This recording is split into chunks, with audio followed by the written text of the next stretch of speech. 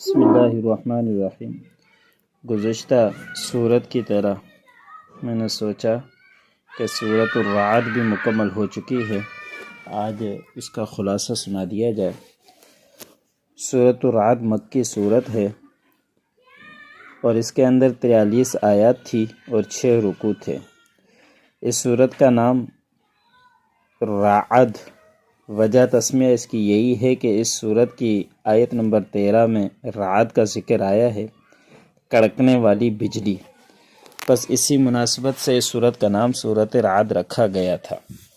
3 بنیادی عقائد اس صورت میں، تینوں بنیادی عقائد یعنی توحید، نبوت، بعث بعد الموت سے بحث کی گئی ہے۔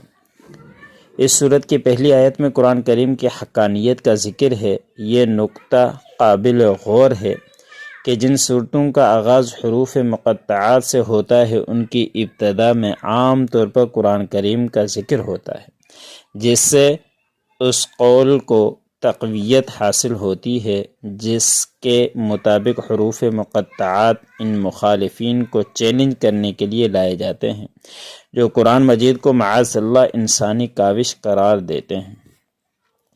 اس صورت کے اندر کچھ اہم مضامین بیان کیے گئے ہیں، وہ بیان کیے جاتے ہیں کہ صورت کی ابتدا میں اللہ کے وجود اور اس کی وحدانیت کے دلائل بیان کیے گئے ہیں کہ آسمانوں اور زمین، سورج اور چاند، رات اور دن، پہاڑوں اور نہروں، غلہ جات اور مختلف رنگوں، ذائقوں اور خوشبوں والے پھلوں کو پیدا کرنے والا وہی ہے۔ موت اور زندگی، نفع اور نقصان اس اکیلے کے ہاتھ میں ہے۔ قیامت کے دن بعث و جزا کو ثابت کیا گیا ہے۔ یہ ایک ایسا مسئلہ تھا جو مشرکین کی سمجھ میں نہیں آتا تھا۔ وہ اللہ کے وجود کا اقرار بھی کرتے تھے، اسے ارض و سما کا خالق بھی تسلیم کرتے تھے، لیکن مرنے کے بعد دوبارہ زندہ ہونے کا انکار کرتے تھے۔ ان کی سمجھ میں یہ بات نہیں آتی تھی کہ ہڈیوں کے بوسیدہ اور گوشت پوست کے مٹی میں رل جانے کے بعد انسان دوبارہ کیسے زندہ ہو جائے گا۔ اللہ تعالی فرماتے ہیں کہ مشرکوں کو تو اس پر تعجب ہوتا ہے کہ مردہ ہڈیوں میں زندگی کیسے ڈالی جائے گی، جبکہ در حقیقت باعث تعجب بعث بعد الموت نہیں بلکہ بعث بعد الموت کا انتظار باعث تعجب ہے۔ انسان کی حفاظت اللہ رب العزت نے ایسے فرشتے مقرر کر رکھے ہیں جو اللہ کے حکم سے انسان کی حفاظت کرتے ہیں۔ ایک اصولی بات یہ ارشاد فرمائی گئی ہے کہ کسی قوم کے ساتھ اللہ تعالیٰ کا جو خصوصی معاملہ ہوتا ہے وہ اپنے معاملے کو اس وقت تک نہیں بدلتا جب تک کہ اس قوم کے حالات نہیں بدل جاتے۔ جب وہ قوم خود ہی اپنے آپ کو نعمت کی بجائے مصیبت اور کشائش کے بجائے تنگی کا مستحق بنا لیتی ہے تو پھر اللہ بھی اپنا معاملہ بدل دیتا ہے۔ آج اگر امت مسلمہ اپنے لیے عزت چاہتی ہے تو اسے ذلت والے اسباب ترک کر کے عزت والے اسباب و وسائل اختیار کرنے ہوں گے۔ محض عزت کی آرزو سے عزت کا حصول ناممکن ہے۔ باطل اور اہل باطل کو اس سیلابی جھاگ سے تشبیہ دی گئی ہے جو بظاہر ہر چیز پر چھائی ہوئی ہوتی ہے لیکن بالآخر سوکھ کر زائل ہو جاتی ہے۔ حق اور اہل حق کو اس سونے اور چاندی کے ساتھ تشبیہ دی گئی ہے جو زمین پر ٹھہرا رہتا ہے، پھر آگ میں تپ کر بالکل خالص ہو جاتا ہے اور میل کچیل اس سے الگ ہو جاتا ہے۔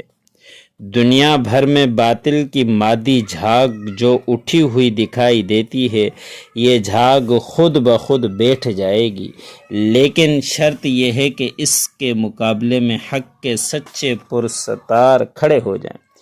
لیکن جو صورت نظر آ رہی ہے وہ تو یہ ہے کہ حق کے نام لیواؤں نے اہل باطل کے اور اہل باطل نے اہل حق کے بعض طور طریقے اپنا رکھے ہیں۔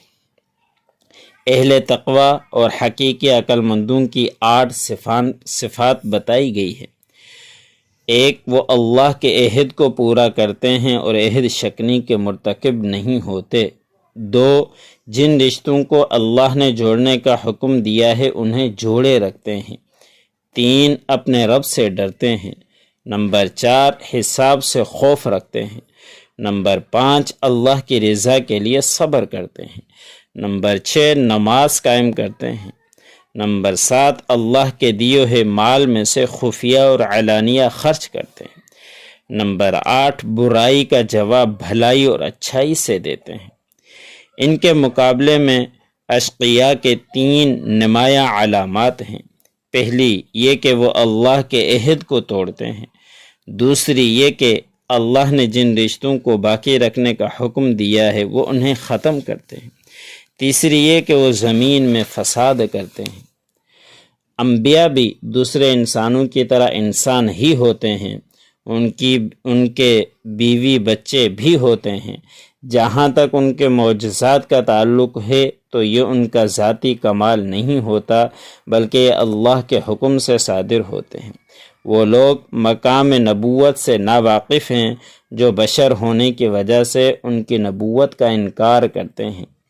سورت کے اختتام پر اللہ تعالی نے اپنے نبی کی نبوت و رسالت کی خود شہادت دی ہے۔ اسی طرح وہ اہل کتاب بھی آپ کی نبوت کے گواہ ہیں جو تعصب سے پاک ہیں۔ بس یہ سورت کا خلاصہ تھا۔ اللہ رب العزت کی بارگاہ میں دعا ہے جو کہا سنا مجھے بھی اور سننے والوں کو ان باتوں پر عمل کرنے کی توفیق عطا فرمائے۔